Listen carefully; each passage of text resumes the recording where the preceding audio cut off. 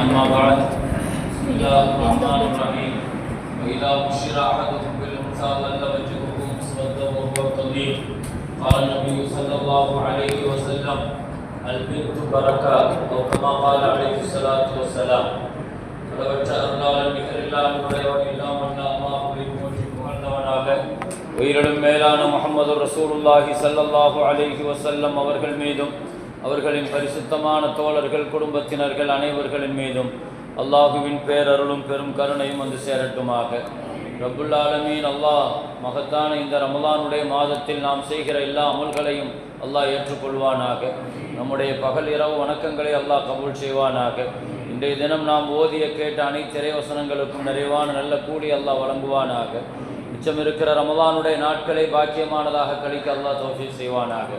ஆஃபியத்துடன் வாழ்வதற்கும் நீண்ட ஆயுள் உள்ளவர்களாக அல்லாஹ்வை அமல் செய்து நன்னசீபை பெற்ற தௌஃபீக் உள்ள மக்களாக அல்லாஹ் நம்மையும் நம் குடும்பத்தையும் கபூல் செய்வானாக.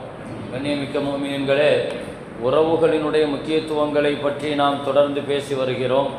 தந்தை தாய் என்ற இரண்டு உறவுகள் மார்க்கத்தினுடைய பார்வையில் அது எவ்வளவு முக்கியமானது என்பதை இதுவரை நாம் தெரிந்தோம். இனி அடுத்து மக்களினுடைய உறவுகள் என்று குர்ஆன் ஹதீஸ் பேசுகிறது. மக்கள் என்று சொன்னால் முதலாவதாக நாம் பெண் குழந்தைகளை பற்றித்தான் முதல்ல பேசணும். ஏன்னா குர்ஆனில் அல்லாஹு தாலா மக்கள் சொல்லும்போது முதல்ல அல்லாஹ் பெண் குழந்தைகளை தான் அல்லாஹு தாலா சொல்கிறான்.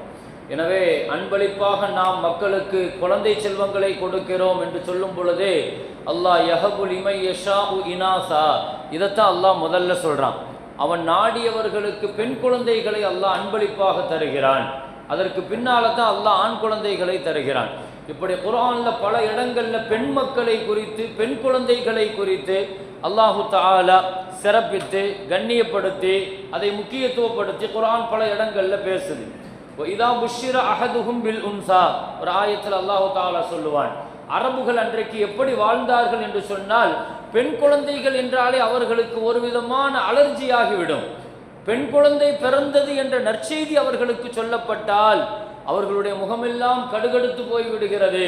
அப்போ பெண் குழந்தை பிறப்பு என்பது நற்செய்தி என்பதை அல்லாஹ் குர்ஆனில் சொல்றான். அது ஒரு பஷாரத். அது ஆண் குழந்தைகள் குறித்து அல்லாஹ் இந்த வார்த்தையை பயன்படுத்தலை.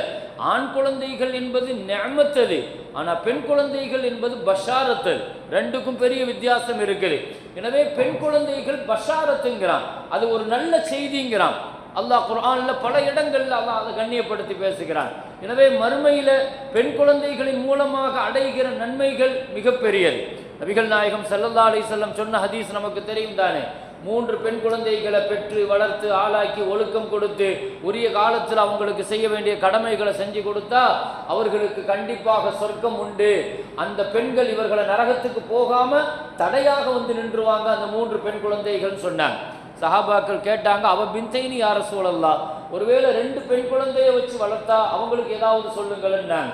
உடனே ஸல்லல்லாஹு அலைஹி வஸல்லம் சொன்னாங்க, 2 பெண் குழந்தைகளை நல்லபடியாக வளர்த்து ஒழுக்கம் கற்றுக் கொடுத்து யார் அந்த மாதிரி செய்கிறாங்களோ நானும் அவரும் சொர்க்கத்தில் ஒன்றாக இருப்போம் நாங்க ஸல்லல்லாஹு அலைஹி வஸல்லம். இன்னொரு சஹாபி கேட்டார், யார சூழல்லா, அவ பின்துன் வாஹிதுன், ஒரு பெண் குழந்தை வச்சிருக்கிறோம், இப்போ என்ன சொல்றீங்கன்னு கேட்டாங்க. நல்லபடியாக வளர்த்து ஆளாக்குனா அவங்களுடைய சொர்க்கத்துக்கு நாம் பொறுப்புன்னு நாங்கள் ஸல்லல்லாஹு அலைஹி வஸல்லம். எனவே பெண்கள் என்பவர்கள் நரகத்திலிருந்து பாதுகாத்து சொர்க்கத்தை தருவார்கள் மாத்திரமல்ல, ஸல்லல்லாஹு அலைஹி வஸல்லத்தோடு சொர்க்கத்தில் இருக்கிற பெரிய பாக்கியத்தை கொடுக்குறாங்க. எனவே அவர்கள் பரக்கத், அவர்கள் வந்தால் பரக்கத். குர்ஆன்ல அல்லாஹ் ஏன் அப்படி சொல்றான்? நீங்க ஏழையாக இருந்தா கல்யாணம் முடிங்க, அல்லாஹ் உங்களை செல்வந்தர்களாக மாற்றுவான் குர்ஆன்ல அல்லாஹ் சொல்றான். சூரத்து நூர்ல இயக்கூனு ஃபுகரா இப்னிஹிமுல்லா, அவர்கள் ஏழையாக இருந்தால் கல்யாணத்திற்காக வேண்டி நான் பணக்காரனா ஆகிட்டு தான் நான் ஸ்டெடி ஆகிட்டு தான் கல்யாணம் முடிப்பேன் அப்படின்னு சொல்றதல்ல.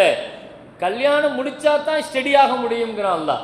நிக்காஹு தான் செல்வத்தை கொடுக்குதுங்கிறான். அப்போ கல்யாணம் முடிச்சா என்ன காரணம்? என்ன, பெண்கள் அவர்கள் பரக்கத்திற்குரியவர்கள்,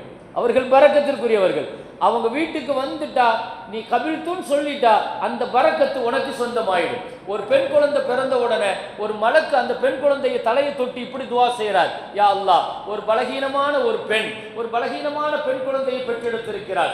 எனவே இந்த பெண் குழந்தையை தந்தையாக, கணவனாக, சகோதரனாக, மகனாக யாரெல்லாம் இந்த குழந்தைக்கு பொறுப்பெடுத்து அதை பராமரிப்பு செய்கிறாங்களோ அவங்க வாழ்க்கையில் நீ பரக்கத்து செய்யணும்.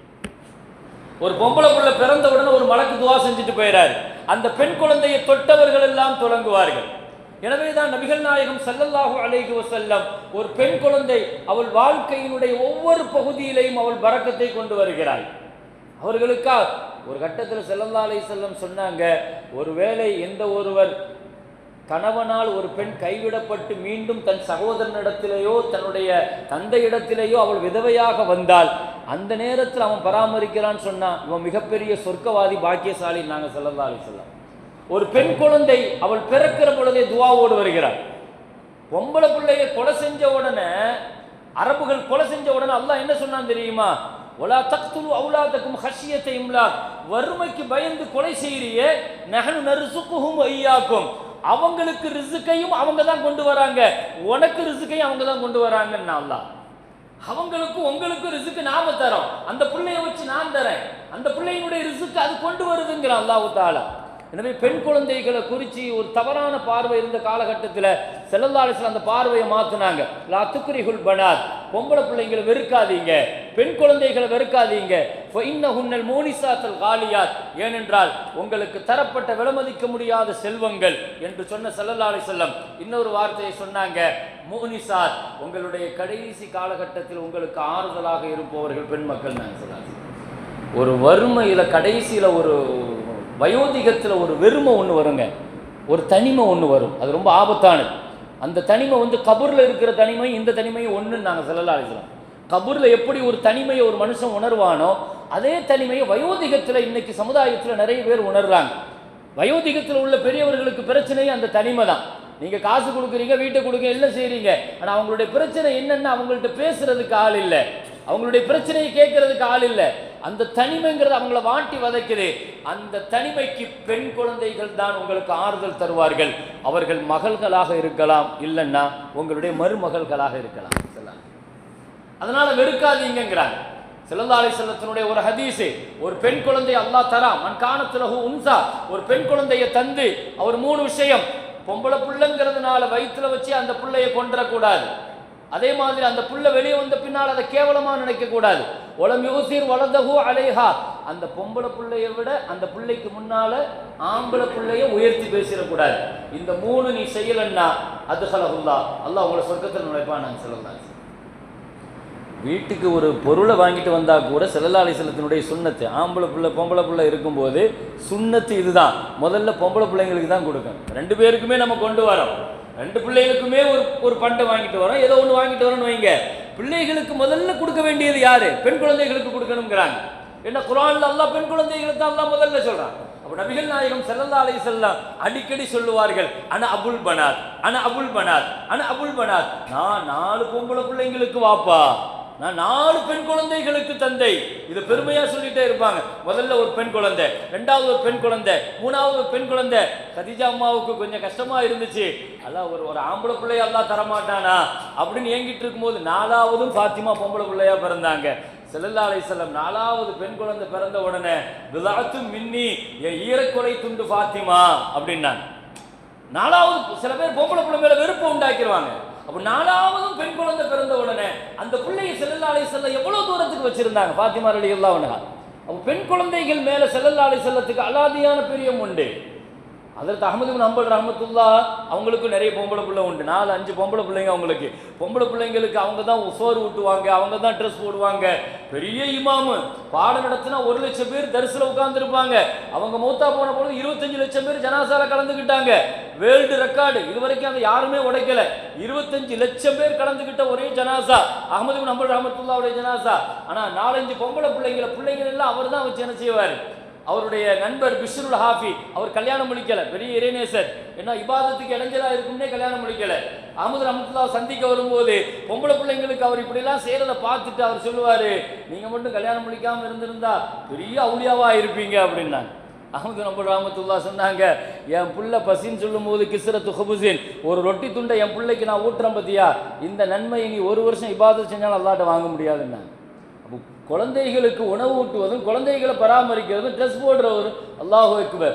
அவ்வளோ பெரிய இமாமாக இருந்து சொல்லுவாங்க, எனக்கு ஸல்லல்லாஹு அலைஹி வஸல்லத்தினுடைய ஒரு சுன்னத்து கிடைச்சிச்சு, ஆனா அபுல் பனாத், நானும் அபுல் பனாத்து தான், நானும் பொம்பளை பிள்ளைங்களுடைய வாப்பா தான் நாங்கள் ஸல்லல்லாஹு அலைஹி வஸல்லம். அப்போ பெண் குழந்தைகள் உலகத்தில் கண்ணியத்தோடும் பராமரிப்போடும் மிகுந்த கவனத்தோடும் பாதுகாப்போடும் அவர்கள் நடத்தப்பட வேண்டியவர்கள். பெண்கள் நபிகள் நாயகம் ஸல்லல்லாஹு அலைஹி வஸல்லம் பெண் குழந்தைகளை குறித்து இன்னும் பல்வேறு செய்திகளை சொன்னார்கள். வளர்ப்பதில் மிகுந்த கவனம் தேவை. அதை தாண்டி ஹஜ்ரத் ரசூலுல்லாஹி ஸல்லல்லாஹு அலைஹி வஸல்லம் பெண் குழந்தைகளுக்கு வெட்க உணர்வுடன் நீங்கள் வளர்க்கணும் என்று வளர்ப்பு குறித்து நிறைய விஷயங்களை சொன்னாங்க.